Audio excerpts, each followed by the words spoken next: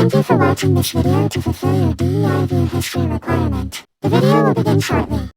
I've noticed an issue online, and let's call it a trend. Women have started to come out and claim that they are not feminists. Now, I see quite a few issues with this, because you actually are a feminist. But you do not understand what feminism means, because evil people have misused that word.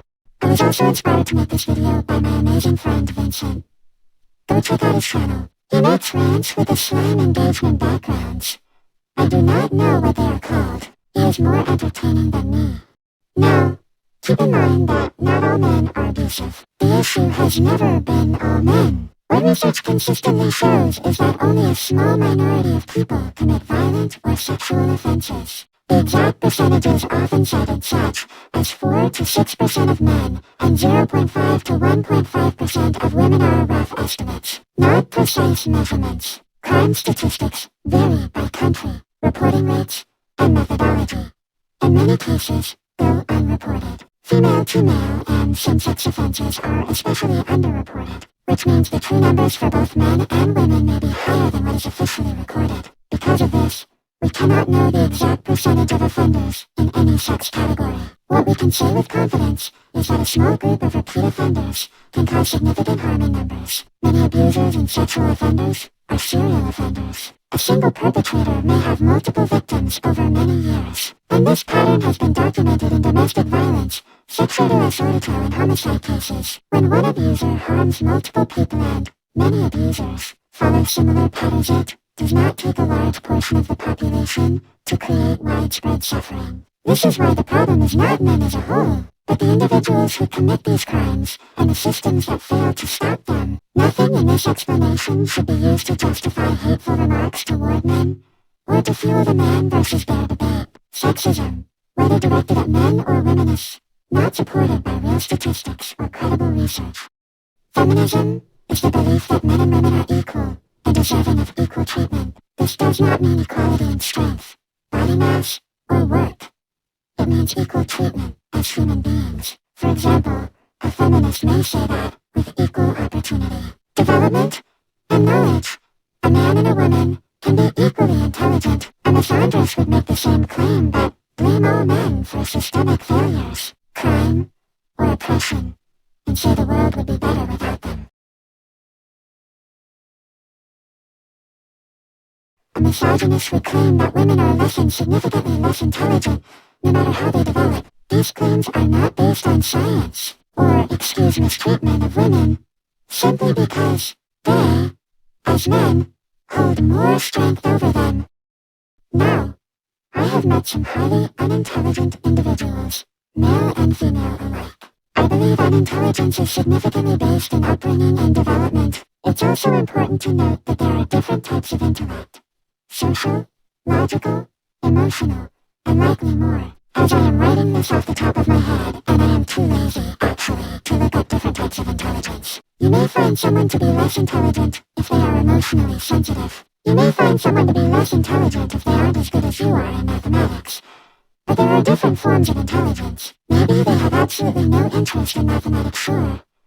Math is very important. It is used in everyday life. But if they are more entertained by learning martial arts, psychology, or researching as much as they possibly can about tornadoes, then all of that information can not only be useful to their own personal life, but it is intellectual to focus more on your own interests rather than things that do not entertain you. In the neurotypical world, this priority may seem like a bad decision, but if you can use these interests to entertain yourself and motivate yourself to do what you hate doing, then you'll be able to make it in life. So in reality, there is no real difference in intelligence in regards to sex. It entirely depends on development. Many women, I've noticed, especially happen to be spoiled and coddled during childhood. This is true for some men as well. There are quite a few men whom I know familiarly that this is the case, but I have noticed it more commonly among women outside of familial ties. A young girl or any child growing up in that manner, where every need is met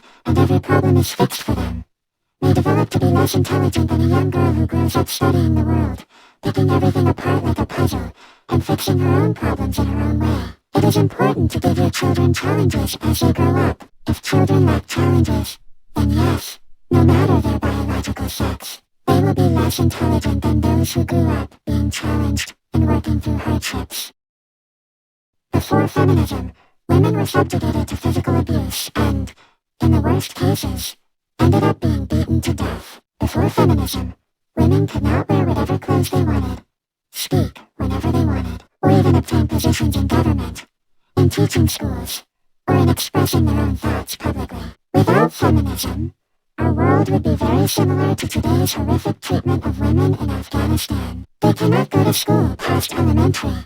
They cannot speak publicly, and they cannot wear whatever clothes they please. You having the freedoms that they do not have is because of feminism. Another feminist movement is separating bathrooms by sex. Male and female bathrooms and locker rooms were created to protect women's privacy and to ensure the safety of women and children. If we did not separate these private spaces by biological sex, we would risk sexual harassment and sexual assault toward both males and females, especially those who are smaller, weaker, and younger, that being children. Similarly, sports being separated by biological sex has the same purpose. Women who work incredibly hard to reach professional sportsmen would face much greater difficulty competing directly against men. Men have larger bones, muscles, and internal organs than women. Biologically, men would almost always have an unfair advantage if we did not have male and female sports separately.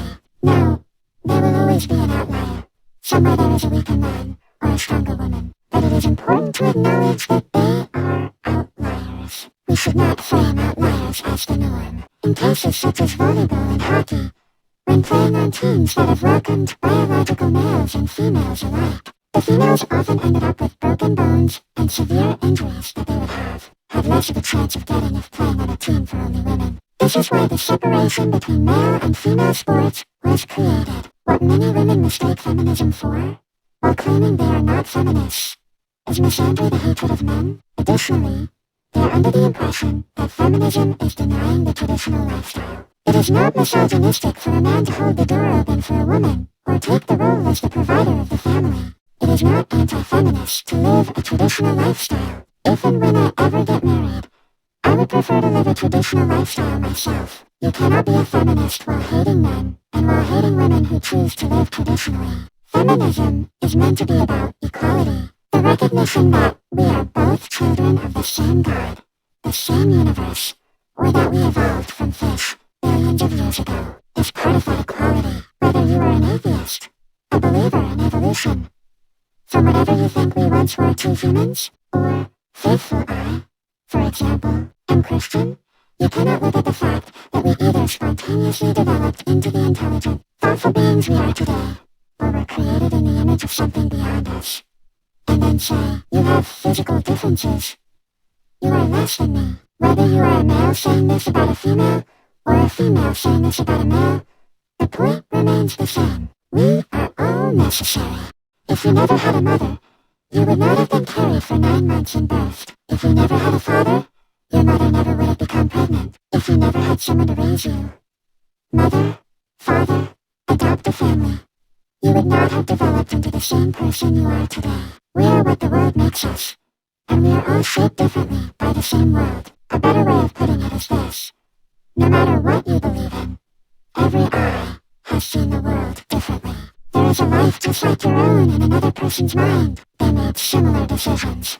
They made different decisions. They may see the world in a different color, hear sounds a different way, think in a different language, or in images, or in emotions. They may have learned the same things you have, shared the same interests, cried, made friends, lost someone, and you will never know, because you can only live your own life, not theirs. If you are only living your life, then it is not your place to decide that everyone else is worse than you are or that you are superior. Because in reality, someone is probably thinking the same thing about you when they are really no better. Biological sex has nothing to do with the content of someone's character, so it's a bad basis to judge people.